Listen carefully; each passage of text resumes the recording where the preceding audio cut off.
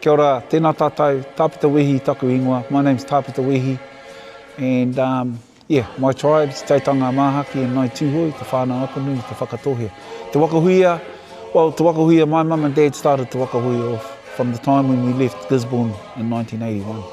And so we moved here to Auckland, and it was our own family who asked Dad to start a new team. Waka Huia actually means a lot to me. It's more than just a group, or it's more than a cultural team.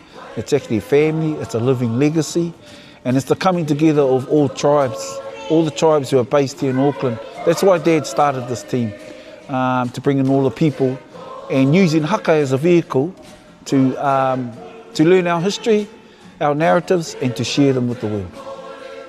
Well, we've had a close affiliation, especially with Karen.